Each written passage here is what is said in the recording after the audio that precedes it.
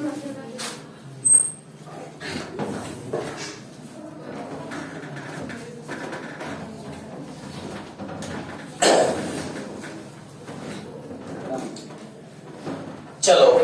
इधर देखो, रैखिक समीकरण निकाय का हल 5 तक क्लियर हुआ कि 5 तक में और पूछना, ये बताओ। पूछना है नहीं ना? आगे हम प्रश्न संख्या 6 से बतलाते हैं। 6 से लैंग्वेज वाला है। इक्वेशन वही 3 बनेगा, फिर उसको बनाना रहेगा वैसे ही। तो इक्वेशन बन गया समझो, फिर बन गया क्वेश्चन। क्वेश्चन सबके पास होना चाहिए, तब लैंग्वेज वाला समझ में आएगा, वरना नहीं आएगा। कह रहा है 3 संख्याओं का योग कितना है? 6 का पहला 3 संख्याओं का योग कितना है? 6। तो 3 संख्या हम मान लेते हैं x, y, z। तीनों का योग बने क्या चीज? जोड़। कितना हो गया? 6। समीकरण नंबर क्या हुआ? 1। आगे आओ, आगे कह रहा है यदि हम तीसरी संख्या में 3 गुना, तीसरी संख्या में क्या गुना? 3 गुना, और दूसरी संख्या में जोड़ दे।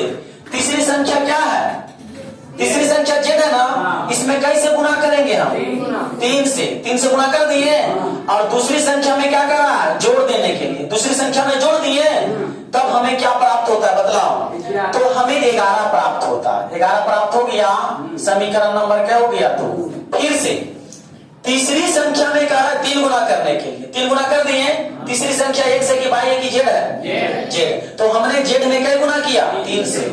और दूसरी संख्या में कहा जोड़ने के लिए दूसरी संख्या 1 से कि भाई की जेड है, तो भाई में जोड़ दिया। तो जोड़ने के बाद कितना आया? 11। समीकरण नंबर 2। आगे बढ़ो। पहली और तीसरी संख्या को जोड़ने से, पहली और तीसरी संख्या को जोड़ने से हमें क्या मिलता है? दूसरी संख्या का दुगुना प्राप्त होता है। दूसरी संख्या का क्या गुना? कह रहा है पहली और कौन कौन जोड़ने के लिए? पहला और तीसरा। तो पहला कितना है बतलाओ? x, और तीसरा कितना है? z। बराबर हमें क्या प्राप्त होता है? दूसरी संख्या का 2 गुना। तो दूसरी संख्या क्या है? y, उसका कै गुना प्राप्त होता है? 2 गुना। आगे समझ में? समीकरण मेरा रेडी है। फिर से देखो, पहला कह रहा था कि 3 संख्या का योग कितना है? 6 है। तो हमने संख्या माना x, y, z, तीनों को जोड़ दिया, कितना आया? समीकरण नंबर 1। दूसरा कह रहा था तीसरी संख्या के 3 गुना, तीसरी संख्या के कै गुना? और दूसरी संख्या में जोड़ने पर, तो दूसरी संख्या में जोड़ दिए, कितना प्राप्त हुआ? 11। समीकरण नंबर क्या हुआ? 2। क्या इसमें x दिख रहा है? x जबरदस्ती दिखाओ। 0 into x हो गया। और इधर कह रहा था पहली संख्या और तीसरी संख्या को जोड़ने पर, पहला और तीसरा को जोड़ दिए, क्या प्राप्त होता है? दूसरी संख्या का 2 गुना। तो दूसरी संख्या का 2 गुना हो गया। अच्छा, इसको हम इधर कर लेते हैं। इसको क्या करेंगे? तो पहले हम x लिख लेते हैं, तो माइनस में 2y और प्लस में कितना? 3। इधर क्या बचा? 0। समीकरण नंबर क्या हो गया? 3। 1 2 3 समीकरण तीनों पता चल रहा था है। इधर और तो हम क्या मानते हैं भाई? x के मान, यहाँ क्या चीज? यहाँ क्या चीज? यहाँ क्या? यहाँ क्या? और यहाँ क्या? -2। यहाँ क्या? यहाँ काम खत्म। इसमें कितना से गुना? x, y, z से। बराबर क्या बचा? 6 11 0 हो गया। फिर आ गया वही बात, पुराना बात बनेगा। यहाँ से हम बताएं कि छोड़ दे, छोड़ दे, पक्का बना दे, ठीक है। दुख ना हो, नहीं तो मेरा बायां हाथ अभी बंद हो जाएगा। चलो इधर आओ। तो सबसे पहले हम क्या करते हैं? मान लेते हैं। तो बोलो, माना कि a बराबर कितना? 1 0 1 1 1 -2 1 3 1। बताओ x बराबर क्या मानते हैं? x y z। आगे बतलाओ b बराबर क्या मानते हैं? 6 11 0। चलो मान सिर्फ धरो। इसके जगह क्या रखेंगे? a। इसके जगह क्या रखेंगे? x। और इसके जगह b। तो अब तुम लोग बता, x बराबर ई गुना में इधर भागा में होगा, तो x बराबर ये ऊपर जाएगा, तो क्या होगा? a inverse into b। यही होगा ना? चलो, तो हमें यहाँ से क्या पता चला कि a का इनवर्स निकाले। अभी भी बाएं हाथ वाला बोलेगा पूरा करें? नहीं, छोड़ देते। अब इतना पक्का कर दे। तो इनवर्स निकालने से पहले हम क्या निकालेंगे? कोफैक्टर। क्या निकालेंगे? कोफैक्टर। तो बोलो कोफैक्टर ऑफ क्या लिखेंगे? फर्स्ट रो।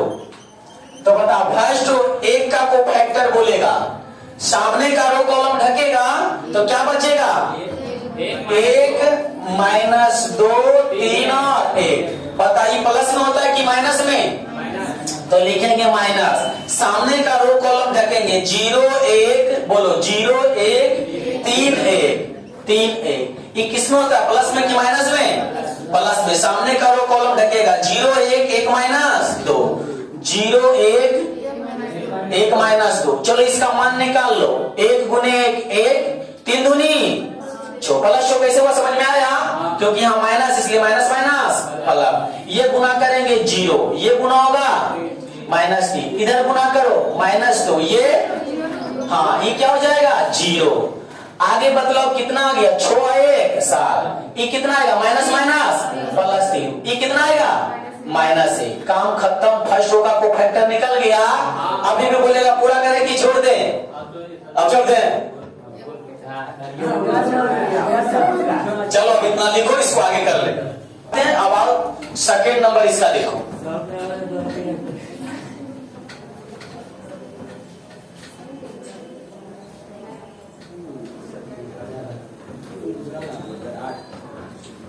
अरे क्वेश्चन रखो ना बेंच पे, कागो मोबाइल से नहीं फोटो खींच चलाता है। इधर 6 का दूसरा कह रहा है 3 संख्याओं का योग। फिर देखो वही बात है, लैंग्वेज समझना। 3 संख्याओं का योग -11 है तो क्या लिखेंगे बोलो तो? x plus y plus z बराबर कितना? -11। तो 1 है रे। अच्छा ठीक है, -1 है। आगे यदि हम दूसरी संख्या को दुगुना, दूसरी संख्या के क्या गुना करा? तो दूसरी संख्या को दुगुना कर दिए। आगे और तीसरी संख्या में 3 गुना, तीसरी संख्या में क्या गुना? 3 गुना कर दिए। 3 गुना कर जोड़ते हैं। क्या करते हैं? जोड़ते हैं। इसको क्या करेंगे? तो कितना प्राप्त होता है? 5। हम नहीं क्वेश्चन में करा, 5 प्राप्त होता है। ठीक है। आगे यदि हम तीसरी संख्या को पहली और दूसरी के योगफल से घटाते हैं, तीसरी संख्या को पहला और दूसरा का योगफल, योगफल माने क्या होता है? जोड़। योगफल में कौन संख्या घटाते हैं? तीसरा संख्या। तीसरा संख्या कितना है? जेड। जेड को हम क्या करते हैं? घटाते हैं। तो कितना प्राप्त होता है? -1 प्राप्त होता है। तो बताओ तीनों समीकरण दिख रहा है? बोलो एक बार बढ़िया से समझ लेना इसको। क्वेश्चन कर रहा था कि 3 संख्याओं का योग कितना है? -1। पहला बात हो गया, पहला समीकरण। दूसरा कह रहा था दूसरी संख्या का 2 गुना और तीसरी संख्या के क्या गुना? 3 गुना को जोड़ने पर कितना प्राप्त होता? 5। समीकरण नंबर क्या हो गया? 2। लेकिन हुआ, लेकिन अच्छा से नहीं हुआ। इसे अच्छा से बनाना है। क्या इसमें x है? जबरदस्ती x को कोचना है तो क्या करेंगे? 0 इंटू x हो गया। आगे पहली और दूसरी को योगफल में, पहला और दूसरा के योगफल में तीसरी संख्या को घटाते हैं। तीसरी संख्या को क्या करते हैं? तो घटाने पर कितना प्राप्त होता है? -1। तीनों समीकरण तैयार है, इसको हल करेंगे। उसी तरह से बोलो समीकरण क्या हो जाएगा? 1 0 1। यहां बताओ 1 2 1। यहां बताओ 1 3 -1। आगे इसमें कितना से गुना करेंगे? x y z बराबर। इधर क्या बचा? -1 5 -1। समीकरण लिखो तीनों। सुन लेने के बाद अभी हम जहां तक बतला रहे हैं, कल हम सबका मैथ को पीछे एक एक्सरसाइज 8.1 में पहला दूसरा तीसरा चौथा पांचवा अगर 4 5 5 8 क्वेश्चन रहेगा, कम से कम हर एक क्वेश्चन से 2 हम बना हुआ देखना चाहते हैं। कल बना हुआ रहेगा। आज हम जहां तक जाते हैं क्वेश्चन को लेकर के, वहां तक हम देखना चाहते हैं कि सब क्वेश्चन से कम 2, कम से कम कई को 2 को बना हुआ रहना चाहिए। अगर कल नहीं बना हुआ रहेगा क्लास में आना पढ़ने के लिए, बनाना तभी आना। ठीक है, एकदम 2 को, इससे ज्यादा नहीं। और नहीं रहेगा बाबू तो कल हम इतना मार देंगे, हो सकता है तो किसी का फट जाए। अगर 2 को नहीं रहेगा तो गारंटी है। जब तुम्हें पढ़ने में इंटरेस्ट नहीं तो हमें पढ़ाने में कहां से इंटरेस्ट रहेगा? एक ही चीज को थोड़ी ना बार बार समझाया जाता है जी। इसलिए कल होमवर्क हमें चाहिए तो चाहिए। सर बोलते हैं कि होमवर्क दीजिए। अब तुम लोग के पास इतना समझदार है कि हमारा लाइफ को कहां ले जाना है ना। अब तुम बच्चा नहीं है पहला दूसरा आठवां तक का कि तुम्हें समझाया जाएगा बाबू रे ऐसे करो ऐसे करो, ये नहीं समझाएंगे। अब तुम लोग को किसी दूसरा बच्चा को समझाना पड़ेगा। क्या होमवर्क देंगे, सरकार तो होमवर्क दीजिए। अरे होमवर्क के मतलब यह नहीं होता है कि हमें बोलना पड़े कि होमवर्क। जब मैं छोड़ तक आ गया हूं ना, पिछला तुम लोग को बना हुआ रहना चाहिए। ये नहीं कि जबरदस्ती अरे बाबू हम कल चेक करो तो करो, ऐसे थोड़ी ना होता है। इसलिए कल अब तुम लोग को सारी का है तो कल हम जहां तक जाते हैं कम से कम सब में 2-2 क्वेश्चन रहेगा। अगर रहेगा तो लेटर से अगर लेटर नहीं तो कोई डंडा लेकर आना, टिका देंगे।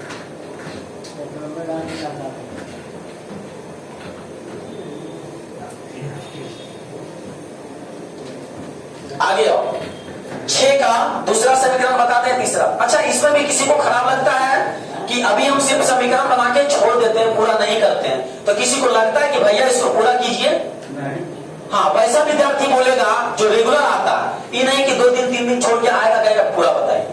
प्रॉब्लम आएगा बाबू, इसलिए कहते हैं कि अभी से लोड लो, आगे लोड नहीं होगा। अभी से लोड नहीं लेगा तो आगे पक्का लोड होगा। कहां था रे? या नहीं था? दुबई गया था तो क्या नानी घर कोई रीजन, कोई बड़ा काम, ऐसा कुछ, कोई जाने वाले थे यमराज के पास, कुछ ऐसा था? तो फिर क्लास क्यों मिस करता है बाबू? समझो, भैया का आवाज कड़वा लगता होगा लेकिन तुम्हारे लाइफ के लिए बात बतलाते हैं। चाहता है कि हम जिस तरह से पापा की जिंदगी जी रहे हैं और हम ना जिए, तो अभी से तुम लोग को मेहनत करना पड़ेगा। और ज्यादा नहीं, ओनली तुम लोग को जिस दिन 2025 यानी तुम्हारा एज 25 हो जाएगा ना, आगे फिर पढ़ने के लिए छोड़ देना अगर वहां से सक्सेस नहीं हुआ तो। बस मेरा बात खाली मानना, ठीक है? नहीं मानेगा प्रॉब्लम आएगा। क्वेश्चन नंबर 6 का तीसरा देखेगा, ओनली समीकरण बनाएंगे, समझना। तीसरा भी बतला है, तीसरा लिखा था, वो दूसरा था, सॉरी वो दूसरा था। तीसरा का 4 केजी प्याज और 3 केजी गेहूं और 2 केजी चावल का मूल्य 60 रुपया। कौन सी है? प्याज, गेहूं, चावल। देखो, प्याज, गेहूं, चावल। हम मान लेते हैं प्याज 100 रुपया प्रति किलो है। कैसे है? 100 रुपया।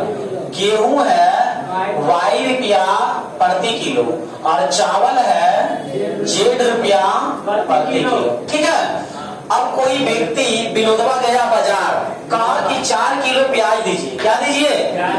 4 किलो प्याज। तो बताओ 4 किलो प्याज के दाम कितने रुपया हो जाएगा? 40 हो जाएगा। आगे फिर विनोदवा बोला, कहा कि 3 किलो गेहूं दीजिए। क्या दीजिए? तो कितना हो जाएगा? 3 भाई। फिर बोला कि 2 किलो क्या दीजिए? चावल दीजिए। तो क्या हो जाएगा? 4 केजी प्याज है, 4 केजी नहीं है, 2 केजी प्याज, 4 केजी प्याज, 4 केजी प्याज,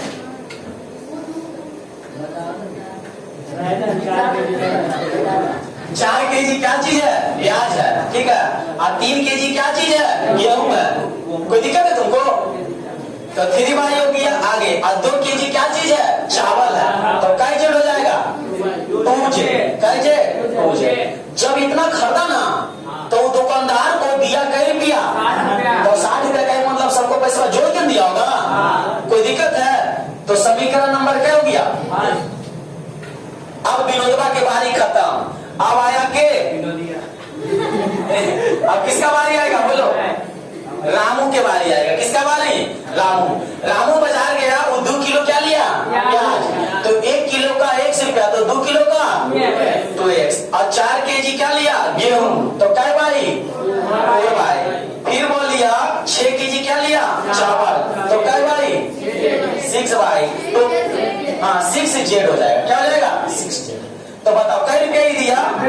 ई दिया 90 रुपया दिया। तो यानी कुल के जोड़ के दिया होगा ना। तो समीकरण नंबर क्या हो गया? 2। आगे फिर अबरी गया रामू के चाचा गया, जो भी गया, 6 केजी क्या लिया? प्याज। तो क्या 100 हो गया? 2 केजी क्या लिया? गेहूं। तो 2 भाई हो गया। चावल कितना लिया? तो 3 जेड हो गया। ई टोटल कै रुपया दिया? 70 रुपया दिया, ठीक है? तो ये प्लस समीकरण नंबर क्या हो गया 3। अब हम जानते हैं रैखिक समीकरण को हल करने के लिए कितने विधि 5 विधि। नाम बताओ पांचों का। First, second, third, fourth, 5। चलो जो बोला मैं सही है बोला। इधर तीनों से हो गया। अब इसको कौन विधि से हल करना अवयव विधि से। तो सबसे पहले इसे हम अवयव बनाएंगे। बोलो 4 2 6 3 4 2 2 6 2 इंटू 2 6 3 है। अच्छा x y z और बराबर में क्या चीज 60 90 70 बन जाएगा। समीकरण बना दिए। आगे घर में कर ले। समझ में आया ना? क्या करना इसके बाद अवयव माना कि ये बराबर इतना x बराबर इतना b बराबर इतना। क्लियर हो जाएगा। हाँ इतना इतना उतना करते रहना। आगे आओ। हमने अभी लैंग्वेज वाला तीनों समीकरण बना दिया। हम उम्मीद करते हैं पूर्ण विश्वास भी करते हैं कि तुम लोग इसको पूरा कर लेगा। और ये विश्वास कहां तक मायने रखता है तुम लोग जानता है। ठीक है आगे आओ। क्वेश्चन नंबर हम लोग देखेंगे अब 7वां। एक अपने देखो क्वेश्चन नंबर 7वां कह निम्नलिखित समीकरण निकाय को अवयव का प्रयोग हल करें। कोई दिक्कत नहीं है। 7वां का पहले इसमें समीकरण दिया हुआ x y प्लस z बराबर कितना 4। 2x plus y minus 3z बराबर कितना है 0। आगे x plus y plus z बराबर कितना है 2।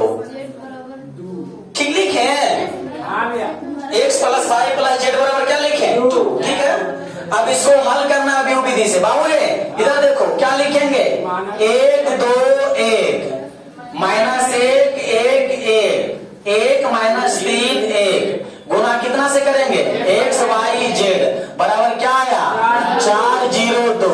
फिर देखो यही बात है कि नहीं बन जाएगा। तो 7 में टोटल 7 प्रश्न है। समझ में आ रहा है कि वो कम से कम बनाना है 2। बाकी तुम्हारा मर्जी है बोर्ड पर से नोट कर लो। चलो लिखा गया। आगे आओ। क्वेश्चन नंबर 7 में टोटल क्या हुआ है 7 को। मैंने एक बतलाया बाकी बन जाएगा। क्या मैंने पूर्ण रूप से बतलाया पूर्ण रूप से बतलाया। इसके बाद आगे तुम लोग जानता है क्योंकि सेम प्रोसेस है पिछला क्वेश्चन की तरह। चलो आगे देखो 8 नंबर 9 नंबर वो भी समीकरण है x y z का मान निकल जाएगा। इसमें तो 8 में हल्का 2 2 को है क्या को है 2 2 को बनेगा कि नहीं। हाँ क्या दिक्कत है बता देते हैं। संगत और क्या दिखाना है यहाँ यानी संगतता की जांच करना है। तो बतलाओ चलो बिठाते हैं कॉन्सेप्ट समझिए।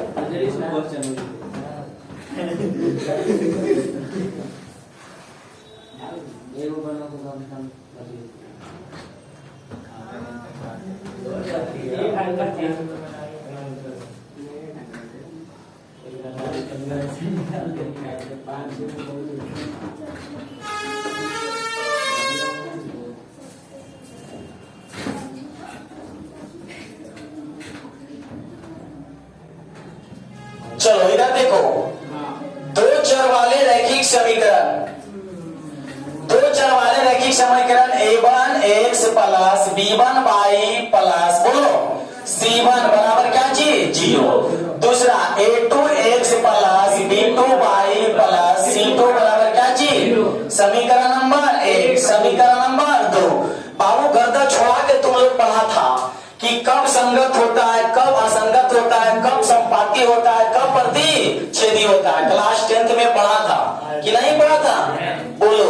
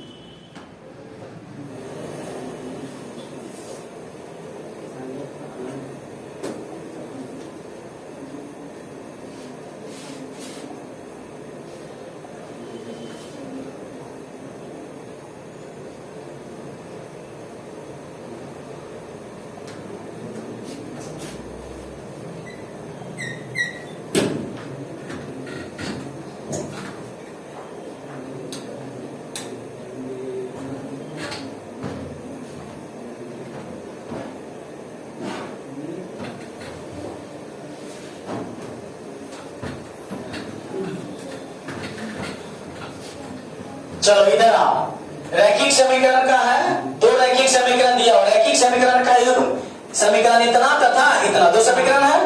अब देखो यदि a1 बटा a2 बराबर b1 बटा b2 बराबर c1 बटा c2, तभी क्या होता है? अनेक हल। साथ ही साथ क्या होता है? संपाती होता है। अब देखो संगत की है ना, संगत की जांच करें तो वही देखो a1 बटा a2 बराबर b नॉट इक्वल टू क्या होना चाहिए? b1 बटा b2, तब ये क्या होगा?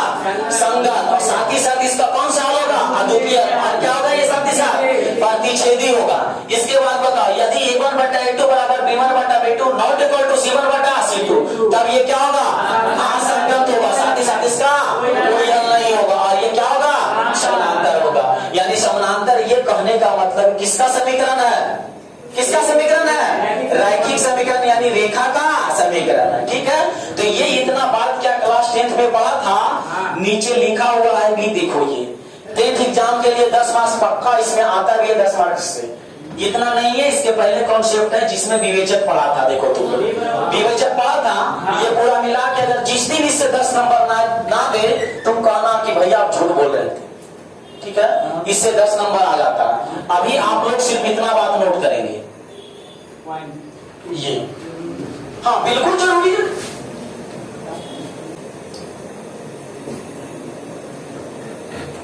चलो इधर देखो, तुम लोग को यहाँ सिर्फ पढ़ना है संगत और क्या चीज? असंगत। इसके अलावा कुछ नहीं पढ़ना। संगत और असंगत। संगत कब होगा बताओ? जब a1 बटा a2 not equal to b1 बटा b2, तभी क्या होगा? ये संगत। यानी कहने का मतलब जब ये दोनों बराबर नहीं होगा तब क्या चीज? संगत। और बराबर हो जाएगा, देखिए देखो बराबर है, तभी क्या होगा?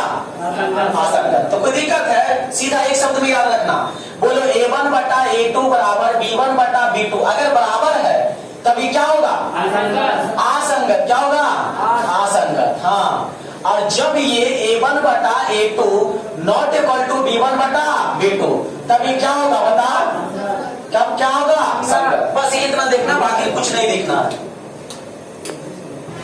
इधर आओ, असंगत होने के लिए क्या चीज? दोनों को क्या होना चाहिए? बराबर। और संगत होने के लिए क्या चीज? दोनों को बराबर नहीं होना चाहिए। तो आप लोग को क्वेश्चन नंबर 8 में यही है। क्वेश्चन नंबर कै में? 8 में। 7 की 8 7 में भी है। अच्छा पहले 8 देख लो ना, 8 के कॉन्सेप्ट पढ़ा दिए। 8 का पहला दिया हुआ है x प्लस 3y बराबर कितना है? 5, और 2x प्लस 6y बराबर कितना है? 8। हमें सिर्फ जांच करना है संगतता की, यानी संगत है कि नहीं। तो संगत होने के लिए बोलो a1 का मान कितना है? a1 का मान 1, तो 1 बटा a2 के मान 2। आगे बताओ b1 के मान और b2 के मान 6। अब देखेंगे इसको काट देंगे तो बताओ 1 बटा 2 बराबर 1 बटा 2। बताओ संगत होगा कि असंगत? असंगत होगा, तो क्या लिख देंगे इसका आंसर में? असंगत। हो गया। दूसरा इसका 8 का दूसरा में कितना इक्वेशन? x प्लस 2y और 2x प्लस 3y बराबर 2 और बराबर कितना है? 1। इसको जांच करना है संगत है कि नहीं। तो संगत होने के लिए फिर बोलो a1 के मान, a2 के मान, यहाँ a2 के मान, आगे बताओ यानी b1 के मान 2 और b2 के मान, क्या ये बराबर होगा? तो क्या हो जाएगा? संगत। कोई दिक्कत है? चेक करने आएगा इस तरह से। तो हम आप लोग को 1 से लेकर के कई तक बताएं? 8 तक, यानी 8 दूनी का क्वेश्चन 16 क्वेश्चन कल हम कॉपी में देखेंगे, और नहीं रहेगा तो यहाँ पर दिखा देंगे। ठीक है।